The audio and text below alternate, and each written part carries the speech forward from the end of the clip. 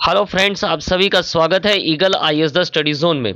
साथियों, 14 JPSC classes को आगे बढ़ाते हुए आज जो है लेक्चर 7 में हम लोग झारखंड के महत्वपूर्ण ऐतिहासिक स्थल को लेकर के डिस्कशन करेंगे। आज का टॉपिक है हिस्टोरिकल प्लेसेस ऑफ झारखंड, जो कि जेपीएससी प्रीलिम्स के दृष्टिकोण से बहुत ही महत्वपूर्ण है। तो चलिए देखते हैं कि क्या कुछ प्रश्न है।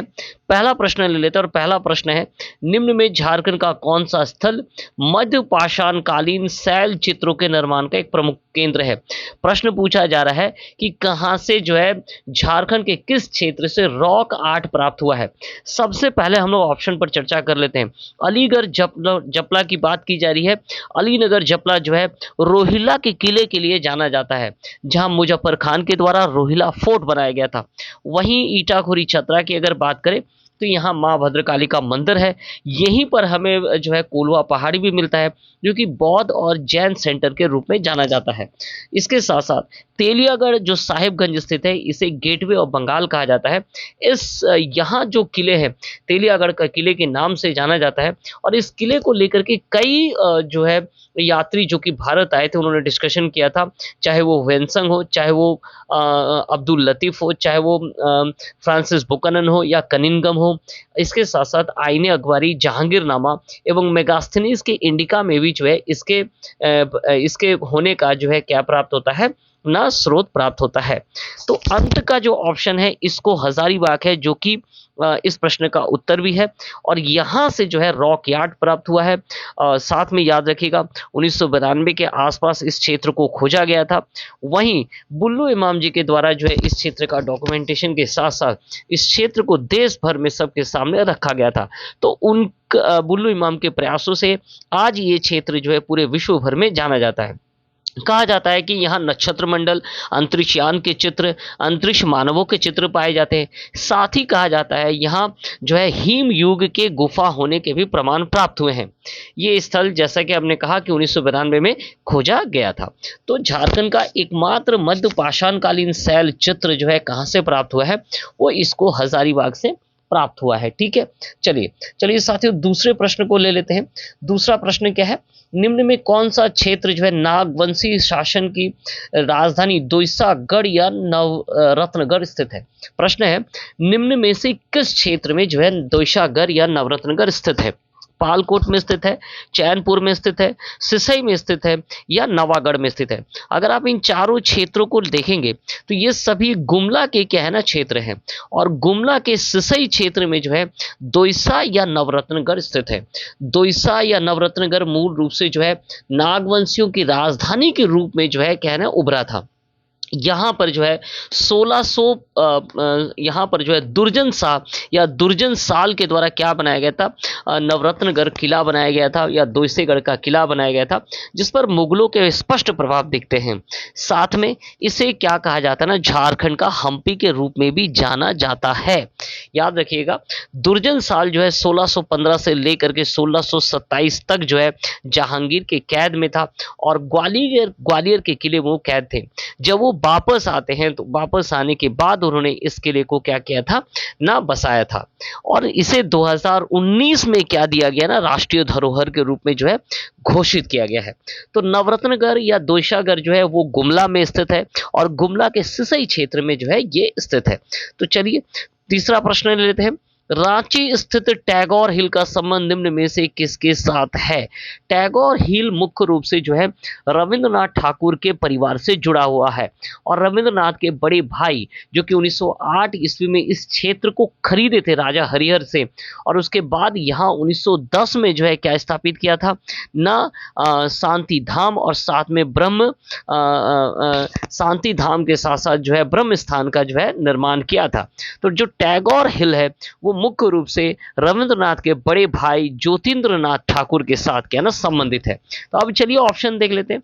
ऑप्शन में भी यही ऑप्शन दिया गया है, रविंद्रनाथ ठाकुर, सत्येंद्रनाथ ठाकुर, अवरेंद्रनाथ ठाकुर और ज्योतिन्द्रनाथ टैगोर। तो इसका उत्तर क्या होगा, इसका उत्तर होगा डी, ज्योतिन्द्रनाथ टैगोर। और इसे 1910 में याद रखिएगा क्या है ना बनाया गया था। और यहाँ शांति धाम और ब्रह्म मंदिर, ये भी पूछा जाता है कि शांति धाम और ब्रह्म मंदिर कहाँ है। सबसे प्रमुख बात क्या है कि 1924 में मरने से ठीक 1 वर्ष पूर्व ज्योतिन्द्र नाथ ठाकुर ने बाल गंगाधर तिलक का जो गीता रहस्य है उसका बंगाली में अनुवाद भी उन्होंने किया था। वहीं 1925 में उनकी मृत्यु हो जाती है। तो इस प्रकार ये जो टैगोर हिल, जो आज का टैगोर हिल है, वो रविंद्रनाथ टैगोर के बड़े भाई ज्योतिन्द्र नाथ टैगोर ने बसाया था, और जहां वर्तमान में हम देखते हैं कि शांति धाम के साथ ब्रह्म स्थान भी है। ठीक है, चलिए नेक्स्ट प्रश्न लेते हैं। नेक्स्ट प्रश्न क्या है? नेक्स्ट प्रश्न है कि संथाल परगना स्थित माटिलो टावर का संबंध किसके साथ है? माटिलो टावर ये कब निर्मित किया गया? तो 1856 में जो है तत्कालीन एसडीओ सर मार्टिन के द्वारा इसकी स्थापना की गई थी, और सर मार्टिन ने संथाल हुल आक्रमणकारियों से बचने के लिए जो है इसे जो है माटिलो टावर का निर्माण किया। तो काफी यहाँ पर आप देख सकते हैं छेद है जहां से बंदूक लग करके जो है फायरिंग की करने के सुविधा भी था।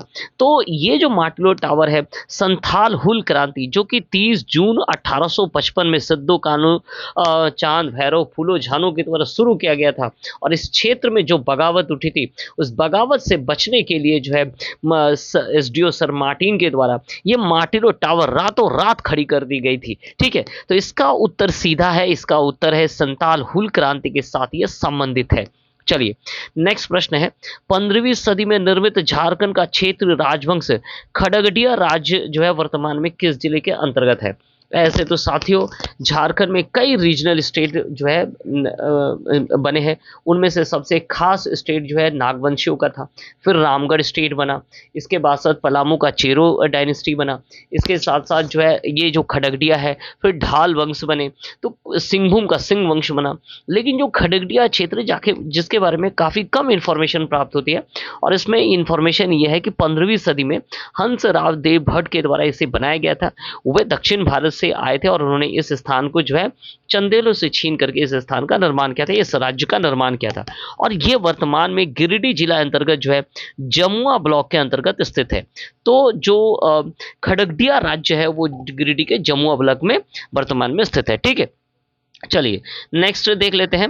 नेक्स्ट, संथाल परगना के राजमहल क्षेत्र में किस मुगल शासक के समय काल में बंगाल प्रांत की एक राजधानी के रूप में जो है ये घोषित किया गया था? सीधी बात है, राजमहल क्षेत्र को किस शासक के दौरान, मुगल शासक के दौरान राजधानी बनाया गया था बंगाल प्रांत की, और ये हुआ था अकबर के समय काल के दौरान। अकबर ने 1599 में जो है मान सिंह को क्या है ना बंगाल का सूबेदार, बंगाल बिहार का सूबेदार जो है बिहार झारखंड का सूबेदार जो है नियुक्त किया था, और उसके बाद 1592 में जो है मान सिंह के द्वारा जो है राजमहल को जो है क्या बनाया गया था, बंगाल का राजधानी बनाया गया था। साथ में यहाँ पर एक नगर का भी स्थापना किया गया था जिसे अकबर नगर कहा जाता था। तो ये मूल रूप से अकबर के समय काल में जो है राजमहल का क्षेत्र क्या बना, राजधानी बना।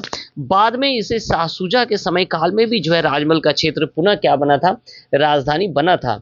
लेकिन उसके बाद जो है अंग्रेजों के आगमन होने के ठीक पूर्व जो है इसकी राजधानी में परिवर्तित होकर के जो है बंगाल प्रांत की राजधानी ढाका हो गई थी। ठीक है, तो चलिए, तो इसका उत्तर क्या होगा? इसका उत्तर होगा कि अकबर के समय काल के दौरान जो है राजमहल क्षेत्र को जो है क्या बनाया गया था, कैपिटल बनाया गया था बंगाल प्रांत का। ठीक है, चलिए नेक्स्ट प्रश्न हम लोग ले लेते हैं। नेक्स्ट प्रश्न है कि निम्न में से कौन सा स्थल नागवंशी राजाओं का अंतिम राजधानी के रूप में प्रसिद्ध है? नागवंशी राजाओं ने कई बार जो है, चाहे आप प्रशासनिक दृष्टिकोण से कहें या चाहे आप मुगलों के आक्रमण से या मध्यकाल में जो आक्रमण है उससे सुरक्षा के दृष्टिकोण से अपने राजधानियों का परिवर्तन किया। तो किस प्रकार राजधानियों का परिवर्तन हुआ उसके एक सीरीज बना लीजिए, डेटा बना लीजिए। जैसे फनी मुकुट राय के समय काल में क्या हुआ? फनी मुकुट राय के समय काल में सबसे पहले तो सूतिया में जो है राजधानी बना, वहीं प्रताप राय के समय काल में ये चूटिया स्थानांतरित हो गया, फिर भीमकर्ण के समय काल में ये जो है खुकड़ा स्थानांतरित हो गया, फिर दुर्जन साल के समय काल में ये जो है दोईसा या दोईसागढ़ स्थापित जो है ट्रांसफर हो गया। उसके बाद ऐनीनाथ शाहदेव के समय में ये सतरंजी चला गया। यदुनाथ शाहदेव के समय में जो ये कहाँ चला गया, नापालकोट चला गया। और अंतिम अगर हम लोग जो देखते हैं वो है उदयनाथ शाहदेव, और उदयनाथ शाहदेव 1870 में जो ये रातूगढ़ में जाकर के स्थापित हो गया, और ये अंतिम था जहाँ आज रातूगढ़ का किला भी आप देखते हैं। तो अंतिम जो शासन हम कह सकते हैं कि अंतिम जो राजधानी के रूप में प्रसिद्ध है वो क्या ना रातूगढ़ है, जहाँ रातूगढ़ का किला देखा जाता है, ये उदयनाथ शाहदेव के द्वारा स्थापित किया गया था। चलिए नेक्स्ट प्रश्न लेते हैं। निम्न में झारखंड का कौन सा जो क्षेत्र है वो रामगढ़ राज्य के राजधानी के रूप में प्रसिद्ध हुआ था? रामगढ़ स्टेट जो कि 1368 में बाघ देव सिंह के द्वारा बनाया गया था और तत्कालीन समय में उन्होंने सीसिया को जो है राजधानी बनाया। बाद में उन्होंने उर्दा अपनी राजधानी को ट्रांसफर किया और राजधानी ट्रांसफॉर्मेशन का सीधा अर्थ होता है या तो मुगलों का आक्रमण या मध्यकाल में जो है मध्यकाल या सल्तनत काल के दौरान जो आक्रमण होते थे उनसे बचने के लिए ये कई प्रकार के कैपिटल ट्रांसफॉर्मेशन किए जाते थे। तो 1368 में बागदेव सिंह ने रामगढ़ स्टेट बनाए और तत्कालीन समय में सीसिया को राजधानी बनाया, फिर उर्दा को राजधानी बनाया। बाद में अगर हम लोग देखेंगे इन चारों ऑप्शन में से तो बादाम का जो क्षेत्र है 1642 में जो है हेमंत सिंह जो कि बागदेव सिंह के बाद शासक बने, उन्होंने क्या किया ना, इस क्षेत्र को जो है राजधानी बनाया था, बादाम को राजधानी बनाया था। वहीं ये राजधानी 1670 में पुनः परिवर्तित हो जाती है और 1670 में रामगढ़ राज्य के सबसे प्रमुख शासक दलेल सिंह, जिन्हें नागपुरी कवि के रूप में भी जाना जाता है, जिन्होंने कैथा के शिव मंदिर का निर्माण किया था और याद रखिएगा इनके द्वारा ही जो है क्या है ना रामगढ़ राज्य को क्या किया गया था, रामगढ़ की जो राजधानी है वो रामगढ़ में स्थापित किया गया था। ठीक है, तो यहाँ प्रश्न पूछा गया था कि बादाम किसने निर्माण किया था, तो बादाम को जो है हेमंत सिंह के द्वारा जो है 1642 में निर्मित किया गया था। ठीक है, चलिए अगर अन्य ऑप्शंस की बात करें तो अन्य ऑप्शंस में तेलियागढ़ को लेकर के मैंने आपको कहा इसे गेटवे ऑफ बंगाल कहा जाता है। तेली नामक शासक के द्वारा यहाँ तेलियागढ़ का किले का निर्माण किया गया था और ये जो किला है इस किले का कई लोगों ने जो है जो भारत है उन्होंने इसका वर्णन किया, जिसमें हम कह सकते हैं ह्वेनसंग है, जिनमें अब्दुल लतीफ है, कनिंगम है, फ्रांसिस बुकनन है, आइन अकबरी और जहांगीरनामा में भी इसके हमें प्रमाण प्राप्त होते हैं। साथ में मेगास्थनीज के इंडिका में यहाँ पर जो है एक बौद्ध विहार के निर्माण का भी क्या है ना साक्ष्य प्राप्त होता है। तो कई तरीके से ये ऐतिहासिक दृष्टिकोण से काफी महत्वपूर्ण है और तेलियागढ़ को लेकर के प्रश्न पूछा जाता है। कोलवा पहाड़ी को लेकर के भी काफी प्रश्न पूछे जाते हैं। कोलवा पहाड़ी जो है कहाँ स्थित है, तो ईटाखोरी चतरा पे स्थित है। ठीक है, दोईसा को लेकर के मैंने आपके साथ पिछले प्रश्न में ही बात किया और कहा कि ये क्या है ना नागवंशियों का एक कैपिटल के रूप में स्थापित हुआ था जो कि दुर्जन साल के द्वारा स्थापित किया गया था। ठीक है, तो यहाँ रामगढ़ स्टेट के रूप में कहा जा रहा है तो वो इसका उत्तर होगा बादाम। चलिए नेक्स्ट प्रश्न, निम्न में कौन सा क्षेत्र 10वें तीर्थंकर शीतलनाथ की स्वामी का जन्म स्थल के रूप में प्रसिद्ध है? जैन अगर हम कहेंगे स्थल अगर कहाँ पर है तो एक तो झारखंड का में जैन स्थल है वो पारसनाथ है, जहाँ पारसनाथ पहाड़ी पर जो है 24 में से 20 जैन तीर्थंकरों की निर्वाण की भूमि के रूप में जो है प्रसिद्ध है। इसके अलावा एक और क्षेत्र है जो कि ईटाखोरी चतरा कोलुआ पहाड़ी का क्षेत्र है जो कि बुद्धिस्ट और जैन दोनों साइट्स के तौर पर जाना जाता है। यहाँ बुद्ध और जैन प्रतिमाएं प्राप्त हुई है और साथ में याद रखिएगा ये 10वें तीर्थंकर शीतलनाथ की जन्म स्थल एवं तपोभूमि के रूप में जो है जाना जाता है। एवं जैन महापुराण के रचयिता जो जीनसेन थे उनके भी जो है यहाँ जो है तपोभूमि या साधना स्थल के रूप में जो है इसे जाना जाता है। तो इसका उत्तर क्या है, इसका उत्तर है कोलवा पहाड़ी ईटाखोरी चतरा जो कि काफी महत्वपूर्ण माना जाता है और जहाँ जो है जैन धर्म के साथ साथ बौद्ध धर्म का एक संगम स्थल के रूप में जो है पाया जाता है। यहाँ कोलेश्वरी मंदिर भी है जहाँ हर वर्ष जो है ईटाखोरी महोत्सव मनाया जाता है। ठीक है, चलिए साथियों और अंतिम प्रश्न लेते हैं और अंतिम प्रश्न है झारखंड के बोकारो स्थित अलुवेरा का क्षेत्र निम्न में से किससे संबंधित है? ये सिख धर्म से है, जैन धर्म से, बौद्ध धर्म से है या शैल चित्र यहाँ प्राप्त हुआ है? तो साथियों ये जैन धर्म से जो है ना क्या है ना जैन धर्म से जुड़ा हुआ है जहाँ से जैन मूर्तियाँ प्राप्त हुई है। ये बोकारो के चंदन क्यारी जिले में स्थित है और काफी महत्वपूर्ण है जैन धर्म के दृष्टिकोण से। तो साथियों इस प्रकार आज झारखंड के महत्वपूर्ण ऐतिहासिक स्थल को लेकर के डिस्कशन किया